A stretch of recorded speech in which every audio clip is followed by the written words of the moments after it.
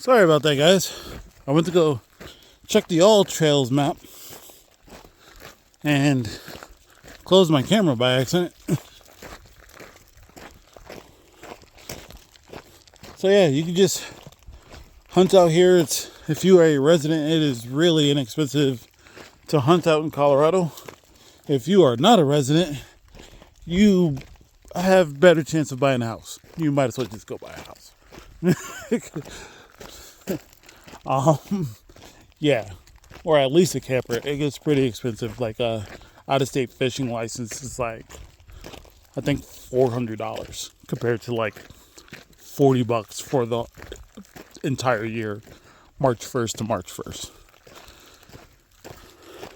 I might be exaggerating on those numbers, but go ahead, fact check me. I look so pretty out here. One of my worries when going for these walks, I'm thinking is like, what do I do when coming across wildlife? Well, especially dangerous wildlife. A few years ago, my girlfriend and I, with her daughter and granddaughter, Jax is stuck on something. We were at Vitavue in Wyoming, and we're just strolling along when we notice a baby moose, in which case we then immediately notice the mother moose. And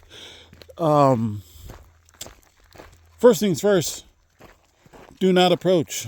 Not a fight you want. Moose are much bigger in person. That was an insane wildlife encounter I had.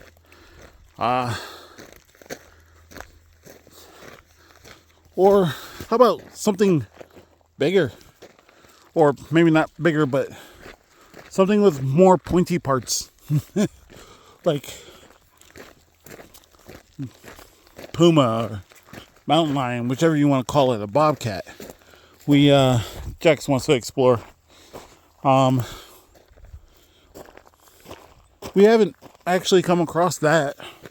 Well, I always wonder, like, as a kid from the projects, that's not something I know how to do.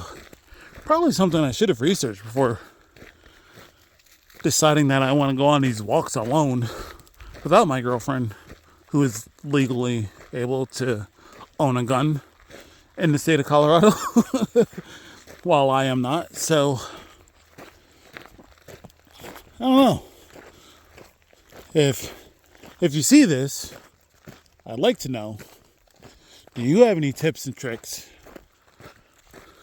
for survival with the wild animals of Colorado? Do you have any stories of encountering wildlife in Colorado? Or anywhere, really. I walked through a giant spider web. That freaks me out. That's my nightmare. Spiders. I mean, scorpions too, but scorpions eat spiders. But spiders, that's my nightmare.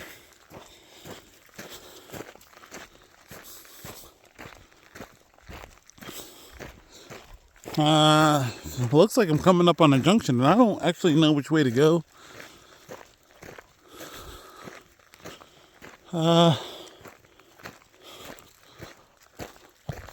Okay.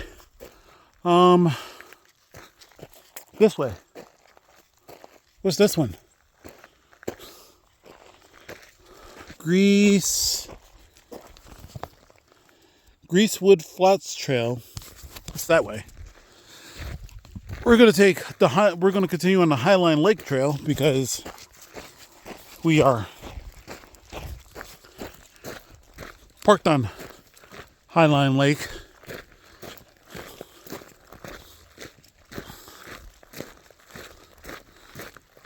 It's kind of humid and rained, so my camera's getting a little fuzzy. I'm gonna clear that off. Okay, this should be better.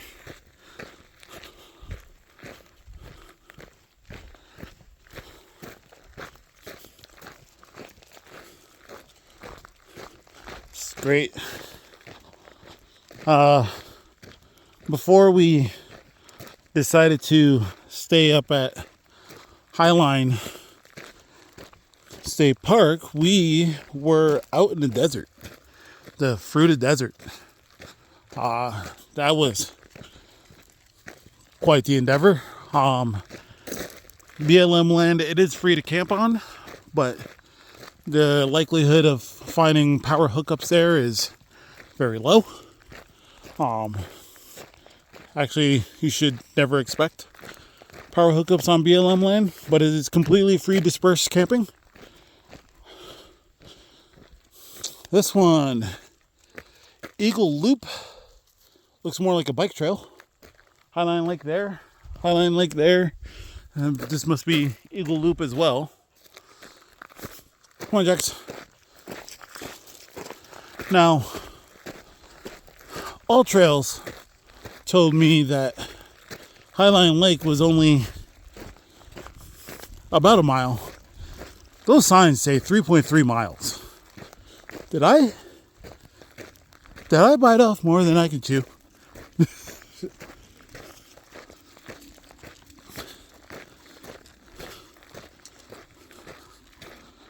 But as we're getting away from the water, yeah, you can see it gets a little more arid here.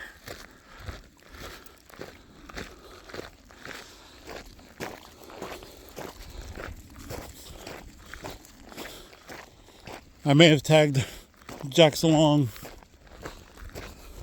for the worst part of it. He's been such a good boy, though. He's definitely getting treats when we get back.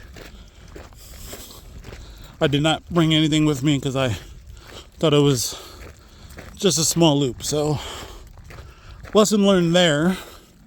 Just in case, always bring some water and some snacks for you and your four-legged companions. But Jax is proven to be pretty resilient. I think we're fine. Got a couple more trail markers here.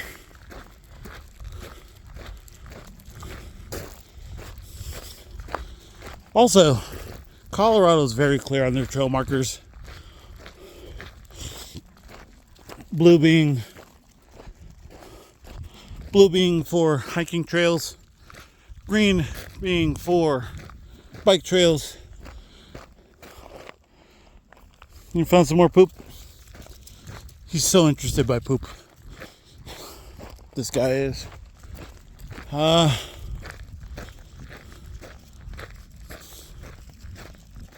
was talking about something. I don't remember what it is now.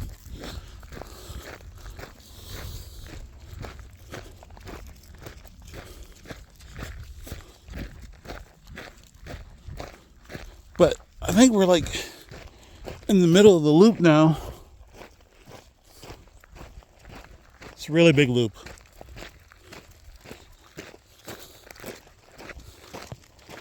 Not at all like I had imagined it, though.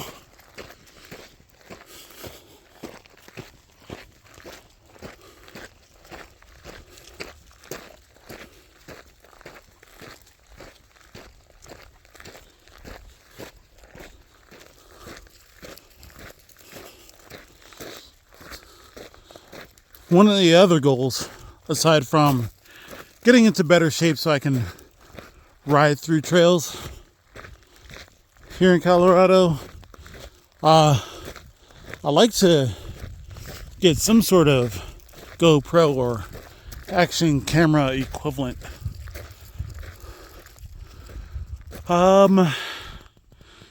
Actually, from here, you can see our camper. I don't know if I can get the zoom in on it, but there's our camper. That is the campground at the west entrance of Highline.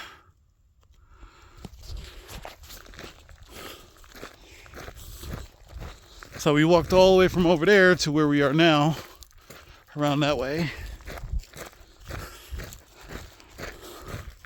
This loop just essentially just goes around the lake. Well, it's much bigger than I thought it was. Come on, Jax, we got this.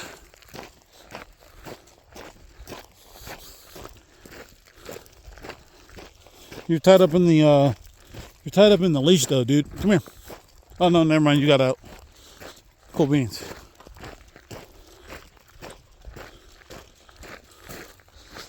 It's almost like a beach here. Like the water came up higher. Like the lake was so much bigger.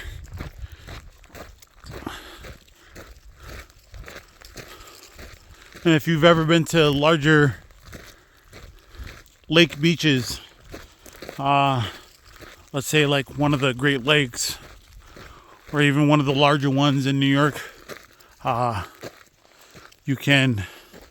you'll see the resemblance. We've got a biker coming along.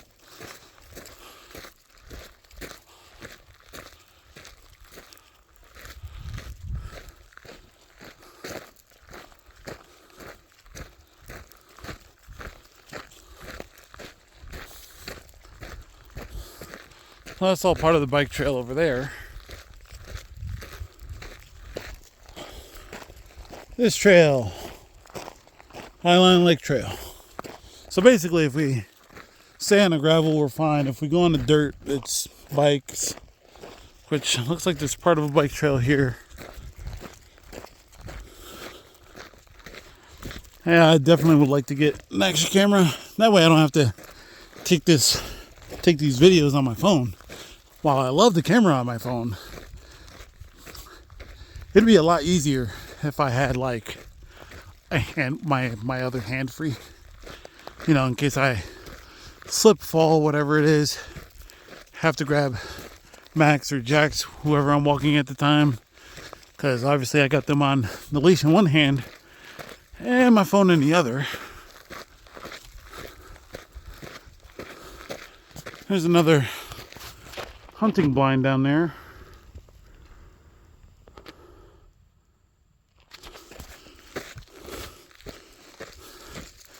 But man, Colorado takes pride in its outdoors. I want to see more. We've done little bits of things. My girlfriend Blue Eyes introducing me to Estes Park when we lived on the Front Range was amazing. We used to live in Fort Collins, and Estes Park is no more than a 2-hour drive. And the best part about Estes Park is that it is the gateway to Rocky Mountain National Park. We did not have the luxury of going into Rocky Mountain National Park, but I want to. I want to get her a national parks pass so that we can go park hopping. I gotta get her a state pass first for her new truck.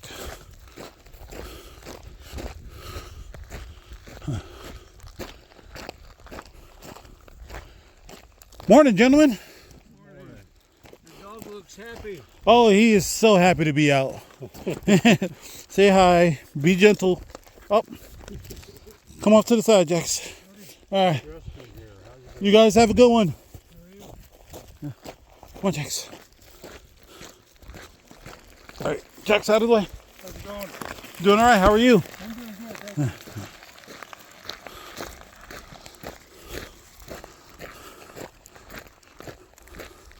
Yeah, generally speaking, Colorado folk are just super nice. Well, generally speaking. Grand Junction, I've got a mixed bag there.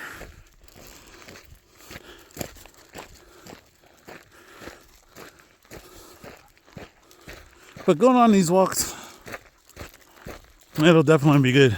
Good for the heart, good for the body, good for the mind, good for the soul. I want to do this more often.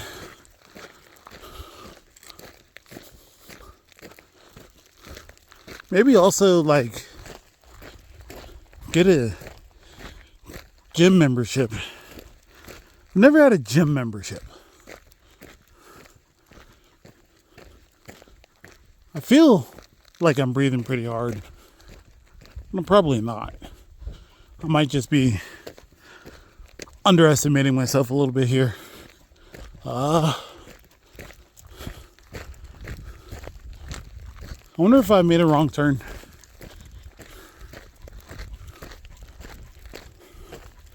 We got a sign here, Highline Lake Trail. That says, come on, Jax, I gotta read this. East Bluffs Loop. Okay, so we're staying on the gravel still, but the lake's over there.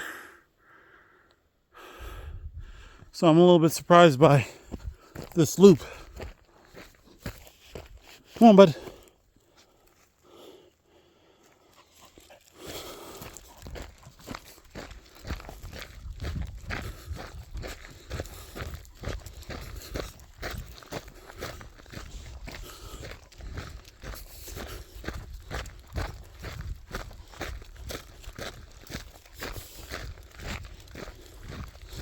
Jax likes to get ahead. He pulls just a little, just enough to throw off balance while trying to walk downhill or in a decline. He has to be the leader. He knows he's not the leader of the pack though. That is definitely Max, but he's trying to play nice with Max.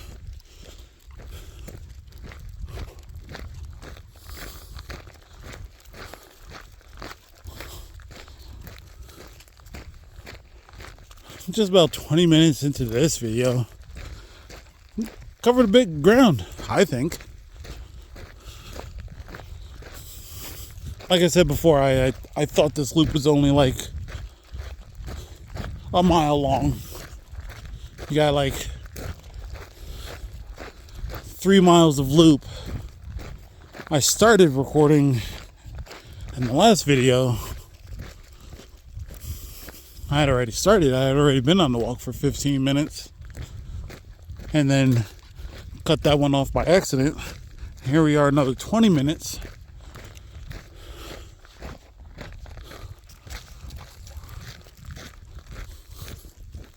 The dichotomy of Colorado is in its landscape.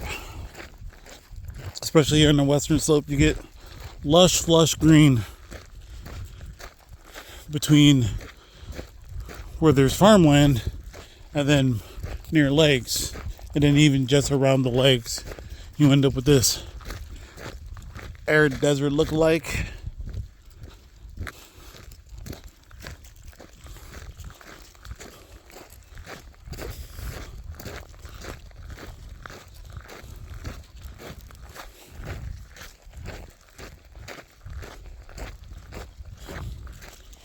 Considering the location near Arizona and New Mexico, it doesn't surprise me that the western slope has so much desert.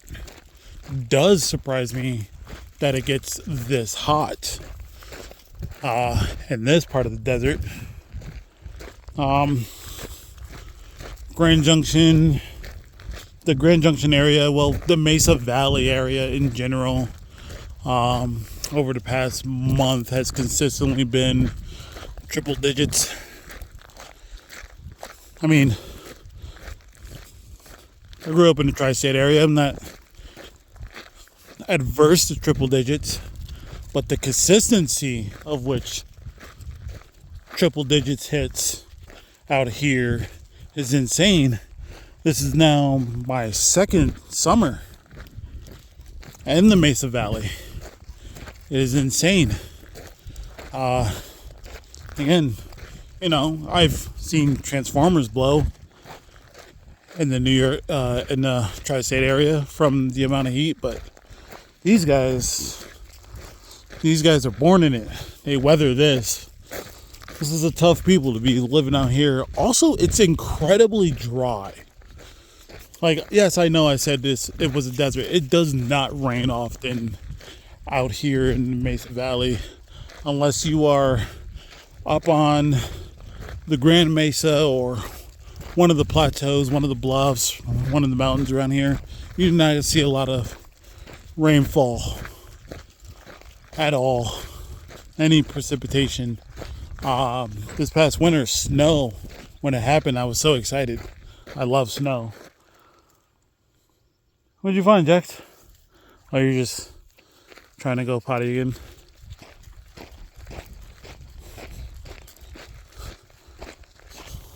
And also, like, it's 8. I can't see. Sun's in my eye. It is currently 5 minutes to 9 here on the western slope. And the sun's already beaten down. So, I wish I can... I'm pretty sure I can take a look at an app on my watch to see what the weather, what the temperature exactly is, but I don't think that's actually going to happen. I can barely see what time it is because the sun is just bearing already. Come on, bud. No diving. Also, hydroelectric dam, a little one.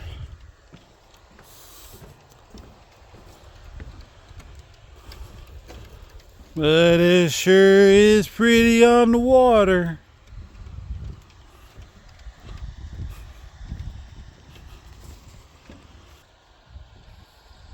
Hell yeah.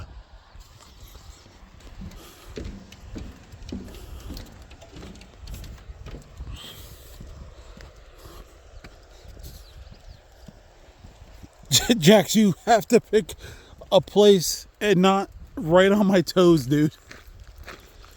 So Jax likes to walk, and he'll just meander from side to side and then just slow down. I'm always afraid I'm going to hurt him because he'll walk right in front of me and I'll kick him. Obviously, not intentionally kicking him, but he'll walk right in front of me, cross right in front. I don't want to hurt this dude. I don't want him to hurt me. What'd you find?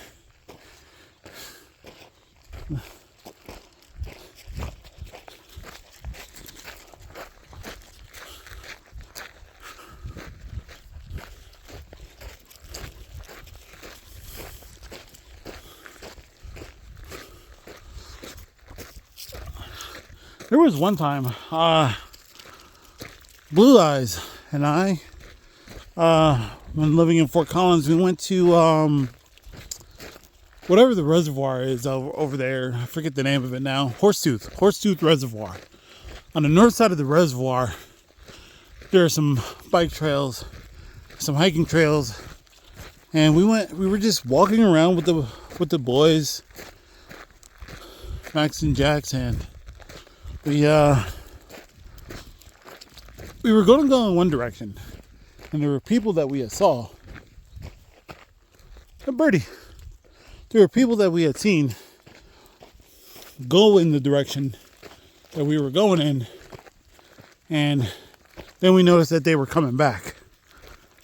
Turns out there was a rattlesnake in the path, and everybody was like, nope.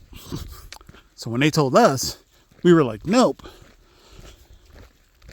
I mean, I feel like that's a no-brainer.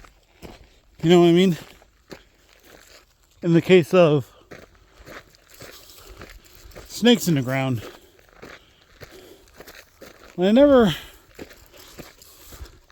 want to mess with wildlife anyway. Oh, it looks like we're coming up on civilization. There's a building there. And I think that's the main entrance over on the east side, which means we've officially made it to the other side of the lake, which means that we're only actually halfway done. So I'm going to try to figure out where to go from here, which I think is this way. I'll catch you guys in the next one.